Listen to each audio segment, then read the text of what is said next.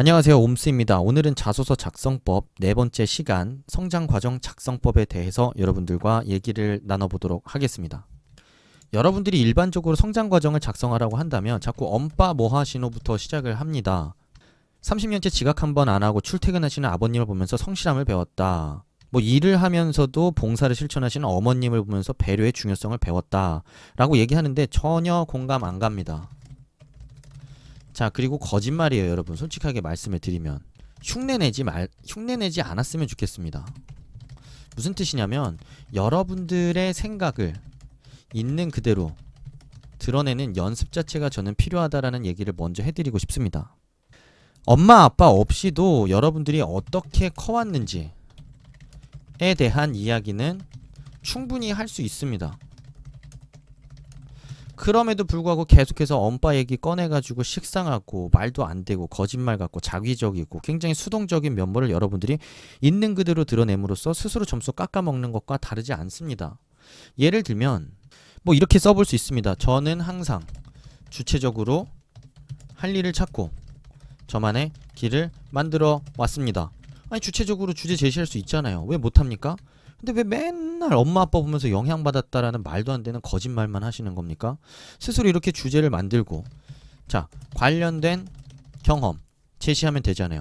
어떤 상황에서 주체적으로 무엇을 했는지, 자, 느낀 점이 무엇인지,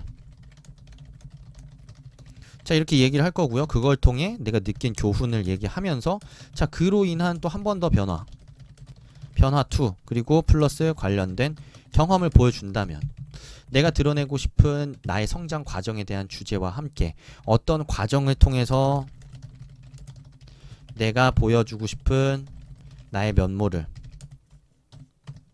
설득을 할 수 있다라는 겁니다. 이게 그냥 기본적인 사실 성장 과정의 가장 스탠다드한 접근법이라고 저는 생각을 하고 여러분들한테 이런 연습을 하라고 좀 말씀을 드리고 싶습니다. 그렇기 때문에 가장 먼저 여러분들이 신경 써야 될 것, 나의 주제를 주체적으로 제시할 수 있다라는 생각을 좀 여러분들이 하시면 좋을 것 같고요. 두 번째로는 내가 제시한 주제의 맥락에서 자, 관련된 경험을 과정으로 보여준다.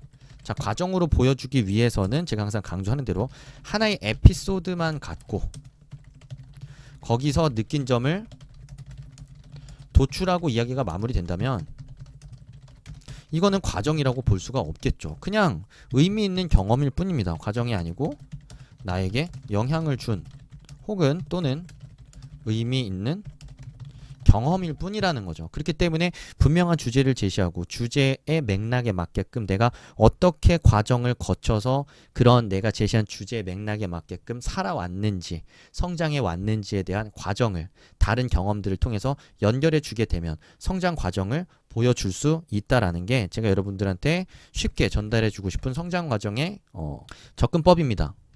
자, 그리고 지금 한번 성장 과정을 왜 물어볼지 한번 생각을 다시 한번 해봅시다. 성장 과정을 왜 물어볼까?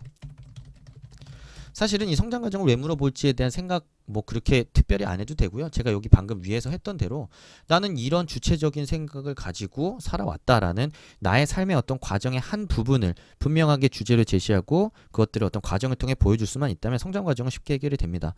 하지만 이제 우리가 습관적으로 쓰다 보면 성장 과정을 왜 써야 되는지에 대한 부분을 자꾸 망각할 수 있게 되고 또 반대로 여러분들이 성장 과정이라는 걸 쓸 때 뭘 써야 될지 모르다 보니까 여러분들이 갖고 있는 자격증부터 온갖 인턴 경험, 아니 공모전 경험 이런 것들을 다 밀어넣는데 쓰다 보면은 성장 과정이라는 항목의 취지에 맞지 않는 경우들이 계속해서 발생을 합니다. 그렇기 때문에 우리는 성장 과정을 대체 왜 물어볼지에 대한 그런 고민이 실제로 필요하다라는 거죠.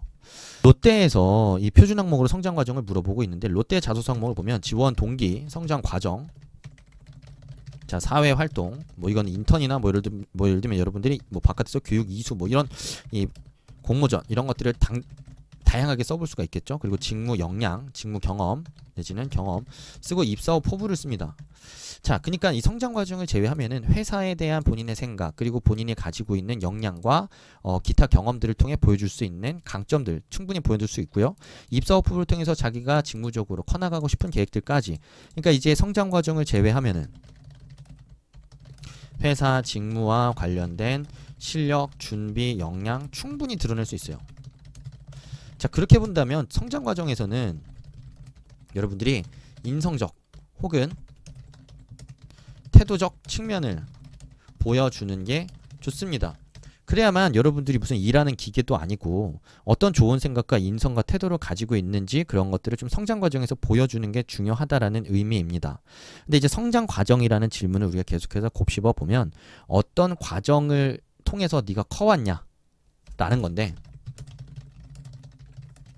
이걸 물어보는 거잖아요. 그냥 질문 있는 그대로 생각해 보면, 이걸 한 번 더 곱씹어 보면 어떤 과정을 통해서 지금의 너가 되었냐 라고 우리가 또 생각을 해볼 수 있습니다. 지금의 너라고 한다면 그게 예를 들면 내가 가지고 있는 삶의 철학일 수도 있고요, 가치관일 수도 있고 삶의 방식 아니면 인생 교훈일 수도 있다고 생각이 듭니다. 그렇기 때문에 내가 어떤 과정을 통해서 지금의 나, 그러니까 내가 가지고 있는 어떤 삶의 철학, 위에서 얘기했던 대로 저는 항상 주체적으로 일을 찾고 자기만의 길을 만드는 사람이 성공할 수 있다고 생각했습니다. 언제 그런 걸 느꼈습니다. 그때 그런 걸 느낀 이후로 어떻게 그런 길을 따라오기 위해서 노력해 오고 있습니다. 저는 말보다 행동이 앞서는 사람이 더 빨리 세상을 경험하고 더 많은 것들을 보고 느낄 수 있다고 생각합니다. 언제 그렇게 느꼈습니다. 그래서 저는 무엇을 할 때도 직접 뛰어나가서 직접 몸으로 부딪혀 가면서 세상을 경험하고 공부하려는 노력으로 이렇게 살아왔습니다. 충분히 여러분들이 이런 삶의 철학이나 가치관, 삶의 방식, 인생 교훈 등을 통해서 주제를 제시해 볼 수 있고요. 자, 그리고 관련된 경험을 과정을 통해서 붙인다면 충분히 성장 과정을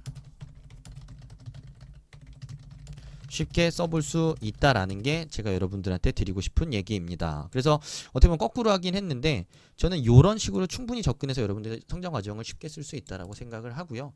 그리고 이제 뒤에서 이 성장 과정이라는 항목의 의미를 우리가 다시 되새겨 봤을 때 왜 이렇게 접근하는 게 좋은지, 그렇게 접근하면은 왜 위에서 얘기했던 흐름대로 우리가 접근을 하면서 성장 과정을 쉽게 써볼 수 있는지에 대한 내용들을 중심으로 이렇게 역으로 좀 살펴봤고요.